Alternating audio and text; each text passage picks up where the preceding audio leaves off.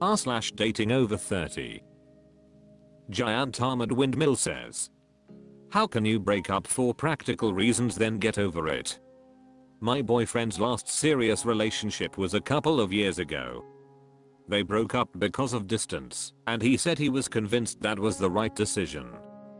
In a few discussions, when the topic of breakups comes up, he said something along the lines of sometimes nothing is wrong and people just break up for practical reasons. This interrogates me. To me and us in dot, might be among those who have struggled more with romance. A good relationship is a rare privilege.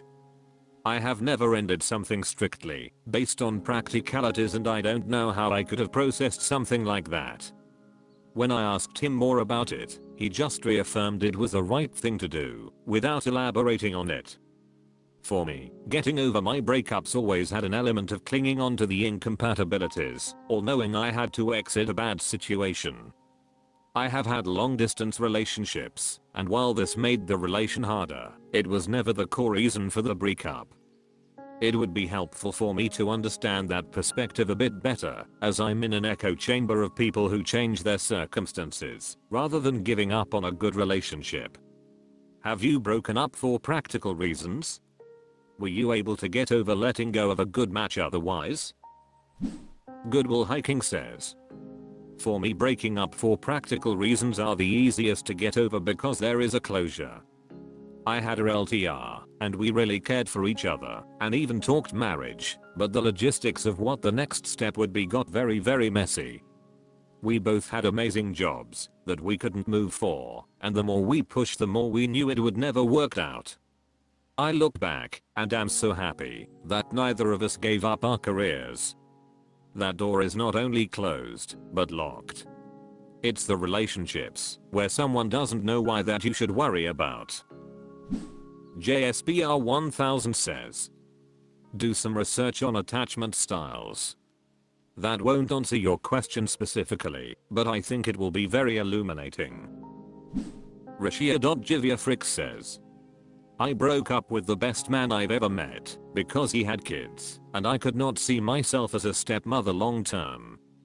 The relationship was great, we loved each other deeply, he was willing to work through absolutely anything, but I chose to have agency in my life over him. Not gonna lie, it took a long time to come to terms with my own decision, but years later, he and I are friends, and I still stand by my decision. I chose right. Mikis Notost says, my ex wanted kids. I ended up deciding I really didn't. That wasn't anything either of us did that was bad. It was just a divergence in life plans that came up. When people say that they broke up for practical reasons, they don't usually mean something casually inconvenient. It means that they and their partner ended up with drastically different desires or trajectories that couldn't mutually exist. Relationships are all finite, even if you make it many decades, eventually one of you will die, and it's just not a good idea for someone to stunt or derail their own actualization for the sake of staying with a person. Strange Public 1897 says, usually it's the result of one person's life going in a different direction, where it doesn't align with the others, causing a fork in the road decision, either following the person on their path or sticking to your path without them, causing you two to break up. Kind of like when two high school sweethearts go off to separate colleges and break up before they start the full semester of freshman year. They realize it isn't practical to keep dating long distance and go their separate ways. r/datingoverthirty. Fuzzy Association 896 says, obsessive behavior during and after breakup, how do I get rid of him? I 35 female, dated a guy 38 male, for 2 months, and broke up before Christmas. His behavior is incredibly strange.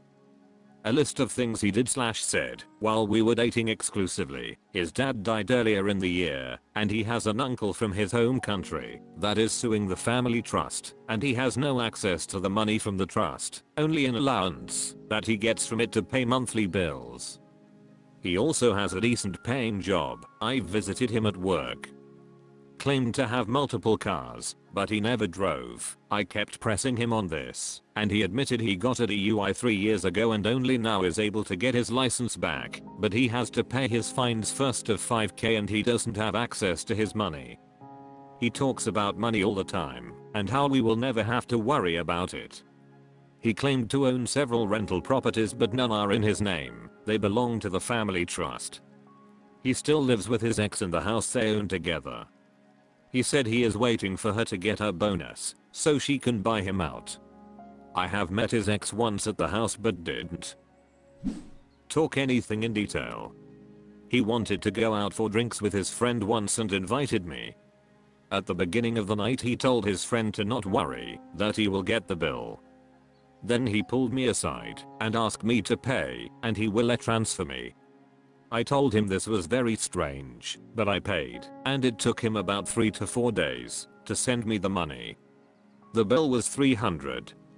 This happened another time, and it took him 2 weeks to send my money. He left his wallet at a restaurant once, and I told him to get it, and he didn't pick it up for 2 weeks cause he is too busy.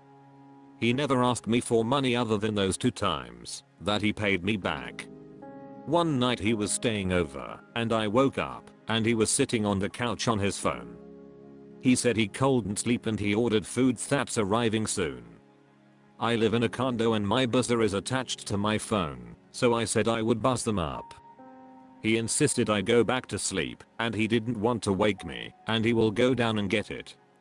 When he came back up I got up and asked where the sandwich was that he ordered, and he ate it already but there was no wrapper.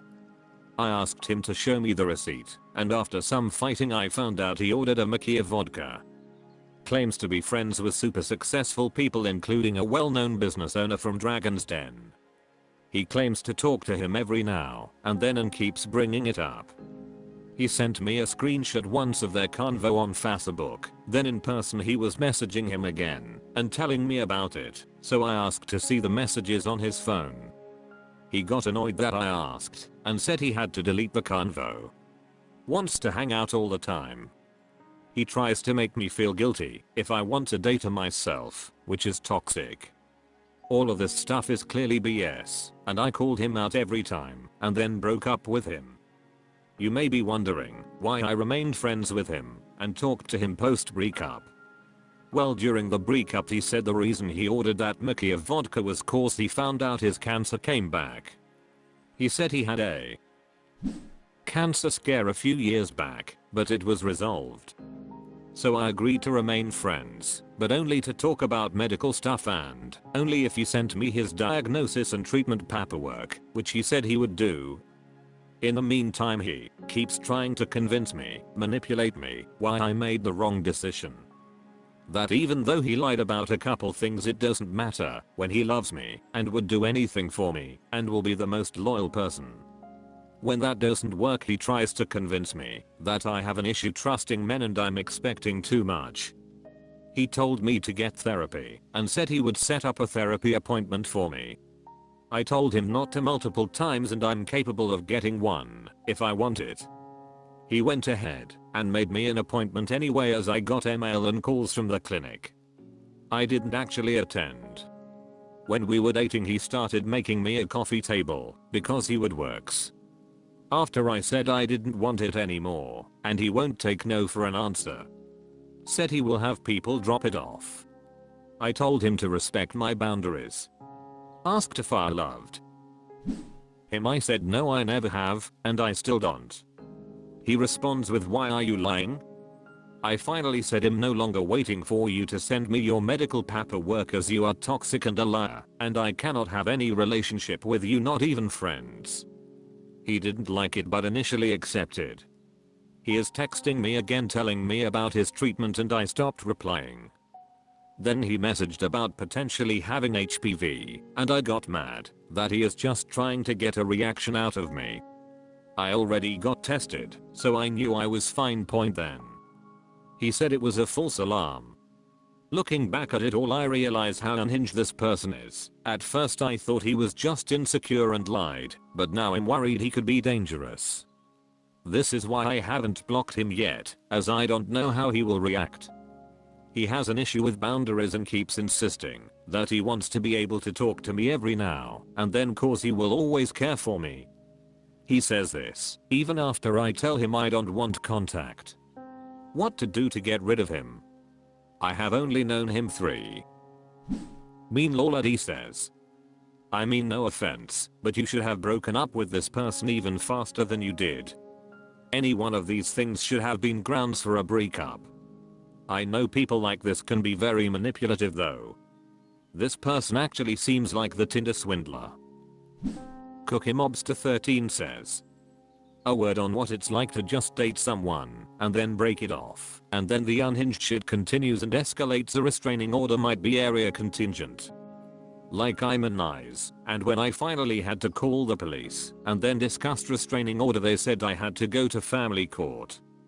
I was astounded because this person was never my boyfriend and certainly never lived with me. He was someone I dated for a few months like yourself. And this was after this nutjob chased me around driving his car while I ran on foot for 20 minutes weaving around my city trying to get away. I didn't bother with family court because are you kidding me, but I let all my neighbors know I was being stalked, so they kept an eye on me / my house, changed up my running and walking routes, and was generally hypervigilant for months. Looking back, IDK, if pursuing an order of protection would have done anything, but he certainly did keep harassing me for months. Sent flowers, tried calling from different numbers, followed me around the store once. Could have resulted in violation, but then what? I wish I had the answers. Similarly, like the person you described, there was always an excuse for behavior, always a feel sorry for me kind of shield attempting to play on my sympathies. I had to put my foot down 4 times to myself, which would send him spinning every time. Circumstances in his life were someone else's fault. Erratic behavior once was I ran out of benzodiazepines. I didn't know you couldn't just stop taking them. I should have never let the doctor talk me into them. I deduced pretty quickly he was a common. Maleficent Fun 9088 says, you don't, you just learn to deal with the fact that the pain never leaves. Detovantis says, getting Tinder swindler vibes. Taurus 420 Spirit says, block him, 0 contact, and, if necessary, file a police report. That sounds scary.